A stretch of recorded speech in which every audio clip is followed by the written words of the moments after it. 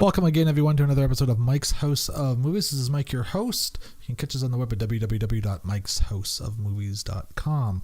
Now, getting right into the thick of things again, we are reviewing I Saw the Light, based on the life of Hank Williams. And Hank Williams is this time played by Tom Hiddleston, who does a tremendous job as the singer, and Elizabeth Olsen plays his first wife, Audrey. It's directed by Mark Abraham, whose only other film he directed was Flash of Genius back in 2008 with Greg Kinnear and Lauren Graham. Wasn't a bad film. Unfortunately, I Saw the Light was terrible in every aspect except for some of the songs. Now, Tom Hiddleston did his own saying, and he did a tremendous job of bringing the voice and styles of Hank Williams to the big screen.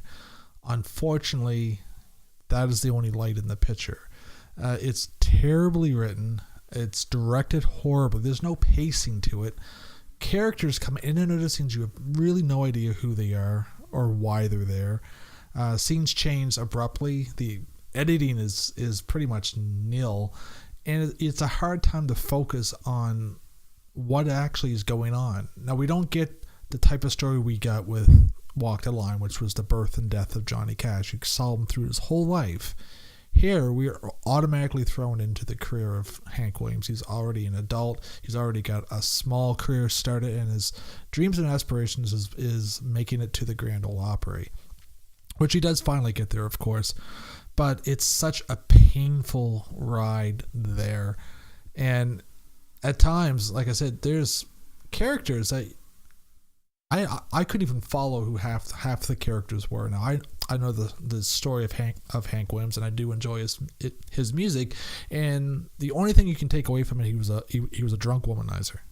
I mean, he didn't have a good life, but it really only shows him pretty much either he's singing, fighting with his wife, sleeping around, or drunk. Now, he eventually became addicted to pills because he ended up getting spina bifida and had very, very bad back problems.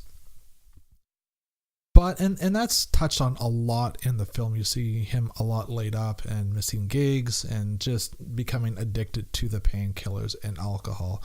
Shows a quick stint in rehab, I'm assuming, when one scene cuts to him in a white room in a bed shaking. So I'm assuming that was in rehab, because when he comes down and leaves, there's a nurse at the desk. Nothing really made any sense from scene to scene. It was just like, let's do a scene here. All right, let's cut to this scene. Okay, now we're go into this scene. And every once in a while, you'll get a date and a place name of where they're supposed to be. And unfortunately, none of the scenes built up to where you could care about anything that was happening. And by the time, really, his death came around, I was kind of happy that it got to that part, because, I mean, the movie, it's over. He died tragically young. He died in the back of his car. They said, due to heart failure. It was a very brutal death that he had due to his addictions. And he didn't really get into that portion, and you don't see any of that. Camera work was terrible. It was, felt like it was partly shot like a documentary with the quick pushes and the kind of movement of the camera, like you felt like you were supposed to be there, like it was almost like a documentary style film when it's not. And then they had recreated interviews and used those ratios of the interviews that would have been shot at the time, and they kept intercutting between those and the movie, and it just didn't flow well at all. End of the line, I give this film a 2.0 out of 5. It's not worth seeing, really, unless you want to see some of the music. And then even when Tom Hiddleston sings, you don't get the breadth of the song like you did when Joaquin Phoenix was singing as Johnny Cash in Walk the Line. I feel like they were trying to go for a Walk the Line movie, and it failed miserably, and it failed at all angles.